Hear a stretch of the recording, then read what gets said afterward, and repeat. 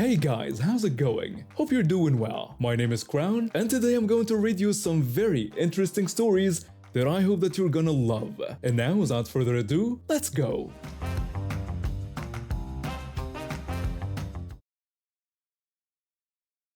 I've been playing guitar for 6 years now, and it's my whole life. I started when I was around 10 because my older cousin had this beat up acoustic in his garage, and when I heard him play, something just clicked. I begged my parents for lessons, and they finally gave in after I wouldn't shut up about it for 3 months straight.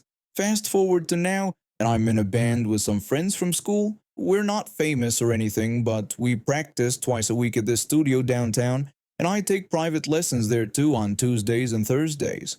The studio is in this older part of the city, kinda run down but with character. There's a coffee shop next door and a tattoo parlor across the street. The building itself is brick, 2 stories, with a parking lot on the side that's always half empty. My parents usually drop me off and pick me up, but today my mom was running late, so I told her I'd wait outside with my friend who had some extra drumming practice to finish up. My guitar isn't just any guitar either. It's a Fender Stratocaster that I saved up for over a year and a half. I worked odd jobs, mowed lawns, walked dogs, helped neighbors with yard work, anything to earn money. My parents pitched in for my birthday last year, and I finally got it. It cost over $800, and it's my pride and joy. I keep it in a hard case that's covered in stickers from different bands and places I've been. That thing goes everywhere with me. So today I had just finished my lesson and was walking out the front door of the studio. I had my guitar case strapped to my back like always, and I was checking my phone to see if my mom had texted when she'd arrive. That's when I heard a car pull into the parking lot. I looked up and saw this car park kinda crooked, taking up like 1.5 spaces. The door opened and this woman got out with her kid, a boy who looked maybe 9 or so. I didn't think much of it at first. I figured they were there for a lesson or something. But then the kid spotted me, or more specifically, my guitar case. The kid got all excited and pointed at my guitar case, asking his mom if he could have it. I stopped walking and just stared at him for a second because, like, who asks a complete stranger if they can have their stuff? I told him no as politely as I could, explaining that it was my guitar and it was really expensive, so I couldn't just let random people use it. I tried to be nice about it, but I was already getting a weird feeling. The mom walked over and she had this look on her face like I'd just insulted her entire family. She told me I had to let him use it, saying her baby had a right to it. Before I could even respond, she reached out and tried to yank the case off my back. I felt the strap pull against my shoulder, and I twisted away from her. I yelled at her to stop, telling her no over and over. I managed to keep the case on me, but she wasn't backing down. She got this wild look in her eyes, and that's when things got really scary. She threatened to have me be arrested for assault if I didn't give her the guitar. And then she actually pushed me. Like full on shoved me with both hands. I stumbled backward and fell onto the concrete. My back hit the ground hard, and for a second, I couldn't breathe. The guitar case took most of the impact, and I just prayed nothing inside was broken. I was trying to get up when I heard the studio door open. My friend came walking out carrying their drumsticks and a practice pad. They took one look at the situation and immediately understood something was wrong. My friend shouted at Karen not to touch me. Karen spun around to face them, and her expression was pure rage. Karen screamed at my friend to shut up, calling them a silly child. The kid started whining again, tugging on his mom's sleeve. The kid cried out that he wanted the guitar right now. Karen declared that she would do whatever her baby wanted. That's when she made her move. While my friend and I were both distracted, she grabbed my guitar case, unclipped the strap from around me since I was still on the ground, and just took off running. She actually ran into the studio with my guitar. I scrambled to my feet, and my friend and I both chased after her. We burst through the door and she was in the lobby area, trying to open my case. The receptionist was staring at her like she'd lost her mind. My friend got to her first and grabbed one end of the case while I grabbed the other. We pulled it away from her, and she started screaming about how we were stealing from her child and that she was going to sue everyone. The receptionist had already picked up the phone. The receptionist announced that she was calling the police. Karen kept yelling, but she didn't try to grab the case again. The kid was crying now, throwing a full tantrum in the middle of the lobby. My friend and I backed away toward the door, and I held my case close to my chest. The police showed up maybe 10 minutes later. By then, Karen had changed her tune completely and was trying to tell them that we had attacked her and her son.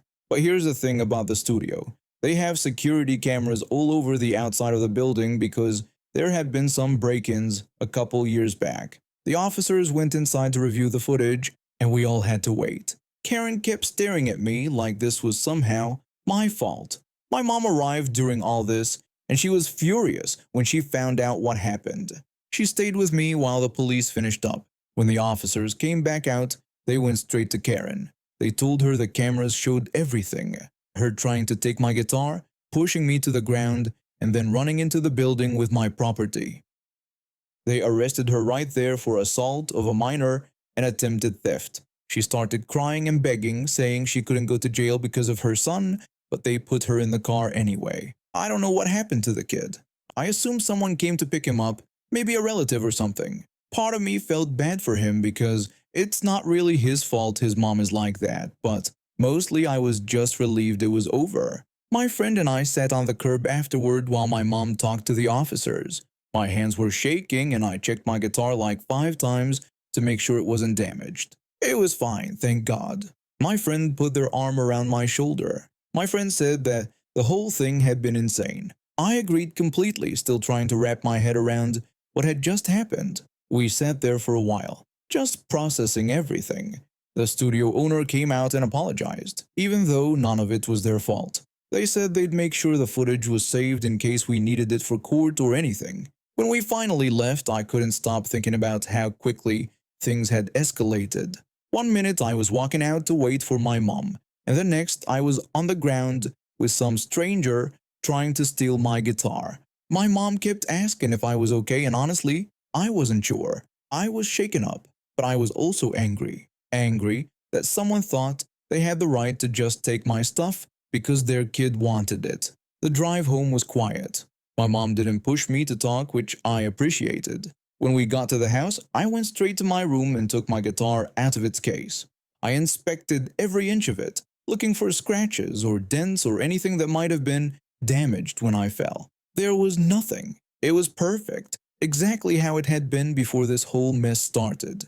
I sat on my bed holding it for a long time, just feeling grateful that I still had it. This guitar represented so much work, so many hours of saving and planning. The thought that some entitled stranger almost took it from me made my blood boil all over again. My phone buzzed with a text from my friend asking if I was doing okay. I told them I was fine, just still processing. They said they'd been scared when they saw Karen push me, that they'd never seen an adult act like that before. I told them I was glad they'd come out when they did, that I didn't know what I would have done if I'd been alone. Over the next few days, I found out more about what happened. The police contacted my parents about pressing charges, and we decided to go through with it. The assault charge stuck, and she ended up with a criminal record because of it. The kid, I learned, went to stay with his grandmother. I've been working part-time at a chocolate shop for about 2 years now while I'm at university. I got into this job because I needed something flexible around my classes, and a friend who worked there before me recommended it. Plus, I genuinely love chocolate, so it seemed like a perfect fit. The shop is in a big shopping mall in town, one of those fancy chocolate places where everything is handmade and costs more than you'd expect. We do a lot of corporate gift boxes and special occasion orders. Part of my job is offering samples to customers who walk in, which usually makes people happy. Here in the UK, there's been this massive push for allergen awareness over the past few years. Every food place has to be super careful about it. We all went through proper training on how to tell customers about allergens, how to handle requests from people with allergies, and what to do in emergencies. I took it seriously because allergies can kill people. The training covered things like cross-contamination, reading labels properly, and always being upfront about what's in our products. I never thought I'd actually need to use any of the emergency procedures though. So this happened about a week ago.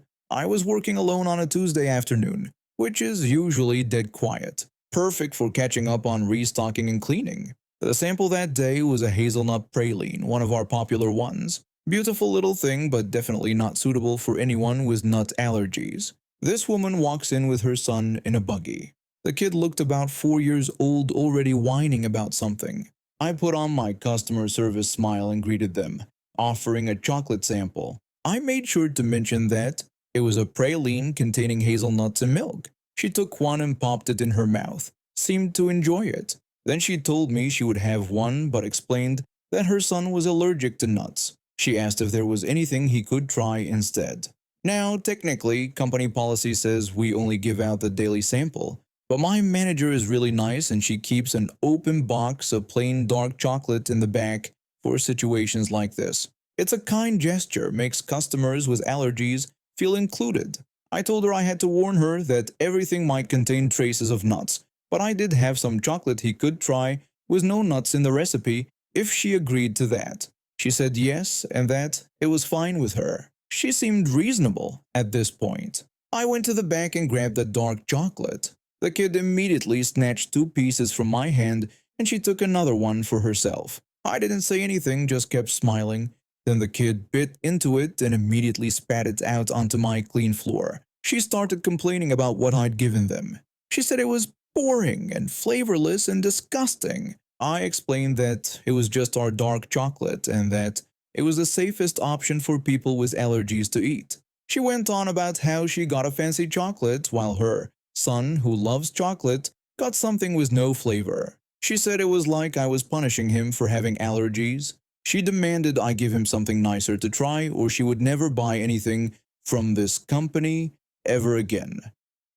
She made a point of saying she spent a lot of money with this company and I didn't want to upset her. The kid started screaming, not crying, just screaming for the sake of it, running over to our wall display where we keep the fancy bars. He grabbed one at random and started jumping up and down, yelling that he wanted it and begging his mother to let him have it. She told me to let him try it. I was shocked when I saw which bar he'd grabbed. It was one of our premium praline bars, absolutely loaded with hazelnuts.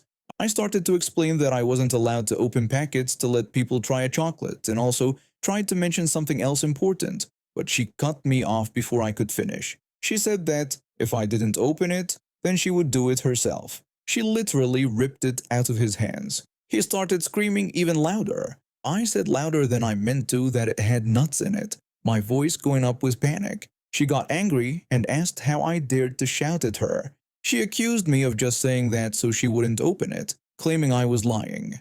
Before I could stop her, she tore open the wrapper. The smell of hazelnut praline filled the air immediately. She broke off a huge chunk and shoved it into her screaming son's mouth. He stopped screaming instantly and started chewing happily. And just like that, she went back to speaking in this sickeningly sweet voice. She told me that it wasn't so hard and that she would buy the chocolate because he liked it, even though I had apparently lied about it having nuts in it. I stood there in shock. I'd never seen an anaphylactic reaction before, and in all the training videos, it happened instantly. When he didn't immediately swell up, I started doubting myself. Maybe she had been lying about the allergy to get better chocolate.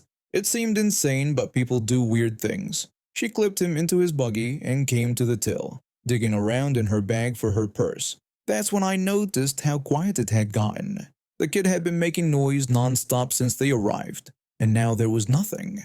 I looked over at the buggy. His face was bright red and starting to puff up. His eyes looked confused and unfocused. He was trying to make sounds, but nothing was coming out properly. His throat was swelling. She turned around and screamed when she saw him. I hit the emergency button under our counter that alerts the mall's first responders and emergency services. Then I just started yelling, asking if she had an EpiPen. She just stood there making this horrible high-pitched whimpering sound, but she nodded and pointed under the buggy. I stuck my head out the store entrance and yelled for help at the top of my lungs, shouting that there was a medical emergency and a child was having an allergic reaction. I was crying by this point. The mall responders arrived within maybe 2 minutes. They're trained in first aid and knew exactly what to do. One of them grabbed the EpiPen from under the buggy while another called for an ambulance. They got him laid flat and gave him the medicine. She grabbed my arm and wouldn't let go, clutching it so tight it hurt. Part of me wanted to comfort her, but mostly I just felt angry. This was entirely her fault. The ambulance arrived pretty quickly. They loaded both of them up and drove away. I completely fell apart. I called my manager and she told me to close the store and go home once my co-worker arrived to take over. Then came the statements. My company needed one, the mall management needed one, the police showed up and needed one. I spent hours going over every detail of what happened. I got the rest of that day and the next day off.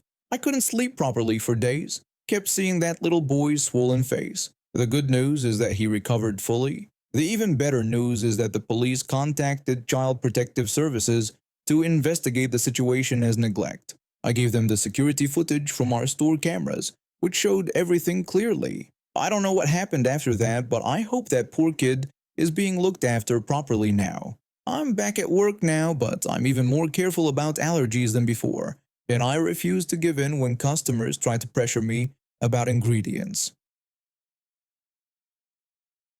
So I need to tell you about something my grandpa did way back when he was younger. He passed away before I got old enough to hear it from him directly, so my dad filled me in on all the details. Fair warning, my grandpa wasn't exactly known for being a warm and fuzzy kind of guy. Back in his college days, my grandpa played baseball. He was a relief pitcher, sometimes closer, but mostly relief. He wasn't going to make it to the major leagues or anything like that. Just your average college pitcher who could throw decently hard, somewhere in the 80 to 90 miles per hour range. He knew his role and he was fine with it. So one day, he's warming up before a game knowing he's probably going to come in later as a relief pitcher. He's out there doing his thing, loosening up his arm, when he throws this kind of wonky pitch during warm-up. Nothing major, just not his best throw. That's when he hears it. Some guy from the other team starts laughing at him. Not a friendly chuckle either, but this obnoxious laugh that just grated on him. My grandpa looks over and sees this player just cracking up, pointing at him and carrying on like it's the funniest thing he's ever seen. Now, like I said, my grandpa wasn't the most empathetic person. In fact, he could be pretty cold when he wanted to be. But one thing he absolutely could not stand was being laughed at. It got under his skin worse than anything else. He made a mental note of that guy's face and went back to warming up, but you could tell it was bothering him. The game starts and his team comes out swinging. By the end of the second inning, they're up 4-0. The other team is getting demolished. His teammates are hitting everything their pitcher throws, and it's looking like it's going to be a blowout. This continues for a few more innings. Their starting pitcher, who apparently was supposed to be their star player, starts getting tired around the fifth inning. You could see it in his throws. The ball wasn't moving like it was earlier, and batters were starting to make solid contact. By the time my grandpa gets called in to relieve, the score is 6-4. Still winning, but the other team has clawed back a bit, and the game is getting interesting. My grandpa takes the mound feeling pretty good about himself. First inning he pitches goes well. Nobody scores, nobody gets on base, and he is feeling confident. He's doing his job exactly how he's supposed to. Then comes the next inning. Pretty sure it was the seventh by this point. He throws a pitch right down the middle of the plate. The batter connects perfectly and sends it sailing over the fence. Home run. The score is now 6-5. Not great, but not terrible either. But then my grandpa hears it again. That same laugh. That obnoxious, grating laugh that made his blood boil. He looks over, and sure enough, it's the same guy from warm-ups. The same jerk who was laughing at him at the beginning of the game is now laughing at him again, even louder this time. And guess who's up to bat next? That's right, the laughing guy. The guy walks up to the plate with this smirk on his face. My grandpa is standing on the mound, and something in his head just clicks. He's not thinking about the game anymore. He's not thinking about getting this guy out. He's thinking about making him pay for laughing. He's trying to decide where to hit him. Should he aim for the face or somewhere else? He's running through his options like he's planning a military strike. He decides on the face. His logic is simple. Either the guy jumps out of the way and gets scared, or the ball hits him in the face and maybe chips a tooth. Either way, the guy learns not to laugh at him. Remember, my grandpa threw hard. Real hard. 80 to 90 miles per hour of pure heat. He winds up, gets his grip just right. He's not aiming for the strike zone. He's aiming directly at this guy's face. He throws. The ball hits him square in the face with a sickening crack. The guy immediately starts screaming. I mean, really screaming. He drops his bat and brings both hands up to his face, still screaming at the top of his lungs. The umpire rushes over and starts guiding him toward the sideline while yelling for medical help. Players from both teams are standing there in shock. Some of them look sick. That's when my grandpa sees it. Something is hanging from the guy's face. At first, he's not sure what it is, but then it hits him. That's his eye. The ball hit him so hard that his eye is literally hanging out of the socket. The game goes into a medical pause while they work on this guy. My grandpa is just standing there on the mound watching all of this unfold. Part of him knew he wanted something bad to happen, but he didn't expect this. Nobody expected this. Here's the crazy part though. The umpires decided not to throw my grandpa out of the game. They didn't eject him. They didn't even give him a warning. They just let him keep playing like nothing happened. I guess back then things were different. Or maybe they thought it was just a pitch that got away from him. Whatever the reason, he stayed in the game. For the rest of that season, nobody laughed at my grandpa. Not once. Actually, people started treating him differently. They thought he was some kind of tough guy, some kind of intimidating force on the mound. His reputation changed completely. And my grandpa, he got exactly what he wanted. Sweet revenge. Now, about the guy who got hit. I'm pretty sure they managed to save his eye and put it back in, though it might have been a fake eye they used instead. I'm about 80% sure they saved it, but I can't say for certain. After posting about this, I did some digging through my grandpa's old stuff with my parents. Found some old notes, and my dad remembered some additional details my grandpa had mentioned over the years. Turns out the guy who got hit ended up getting a minor infection from the injury. Doesn't sound too bad at first, right? Wrong. This happened near the end of the season, and this player was a senior. He was projected to get drafted pretty early by professional teams. But the infection and the injury made the scouts nervous. They blew the whole situation out of proportion, worried about his long-term health and his ability to play. In the end, he didn't get drafted at all. My grandpa's pitch didn't just hurt him in that moment. It derailed his entire baseball career. And now we have reached the end of today's stories. Thank you for watching, and see you next time.